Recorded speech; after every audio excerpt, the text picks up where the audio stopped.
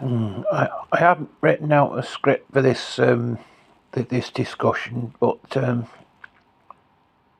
when when uh, when I don't I write scripts for things for. I write a script out of what I'm going to say in the discussion. I tend to stutter a bit, and I keep saying I know, and I keep saying know what I mean for some reason or other. I've noticed that when you probably noticed it, haven't you? That when I do me YouTube videos, I keep saying you know what I mean. But I've just said it then. But well, I'm trying not to. I'm saying it because it's what I very often do. Because say, but this is a discussion on Asperger's syndrome. I'd like to hear from anybody else on YouTube who's got the condition, as I myself have been diagnosed with it. I wasn't diagnosed. I was actually diagnosed with schizophrenia at first. My parents always knew I had some sort of a condition, but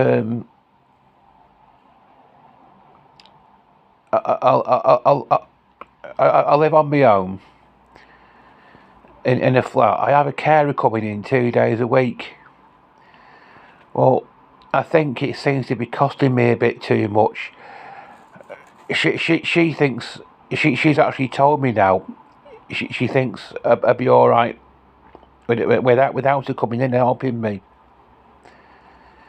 But what it is that my father died when I was about 33, and after that, my mother was very often ill, and she couldn't be with me all the time, and she didn't trust me enough to leave me in the house on my own when she had to go into hospital, and as a result, I got the social services put me in respite homes when she couldn't be with me. Well, I think it's backfired on me now because when I was in this respite, I was in this respite home called Lethwich Green in Northwich, and my social worker came to see me, and she says because I was over 18, I was an adult, I didn't have to go into respite if I didn't want to, and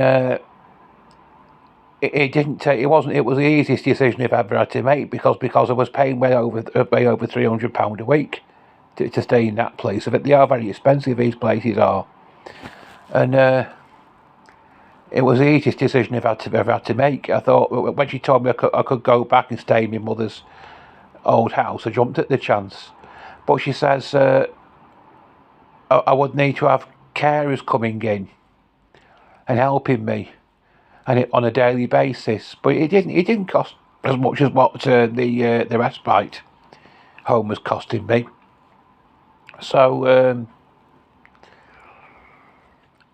I went home. I left the respite home. Went back to my mother's old house, and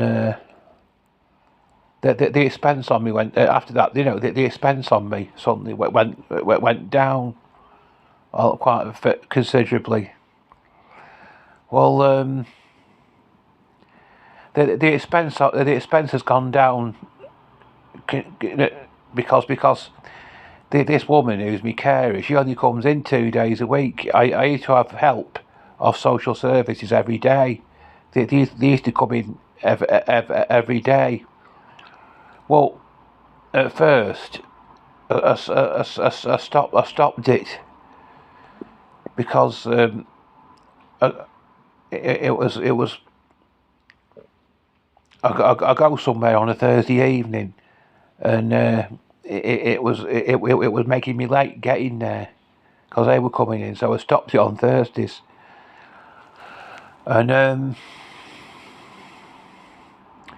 I think before COVID it struck, they were coming in more often, these carers, but because of because of COVID, they cut it down to I think it's because of COVID they cut it down to 2 days a week. It has literally cost me thousands over the years, and this carer, my carer Joanne, she's come in. She's actually come in and told me. She says, I don't know why you keep having me, because I'd be perfectly okay without her. And how does, just wondering, how does your Asperger's syndrome affect you? Does it affect your ability to work? Does it affect your ability to drive?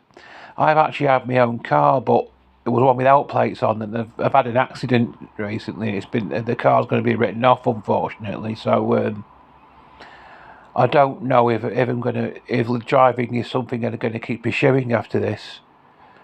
But I'll show you me out plates.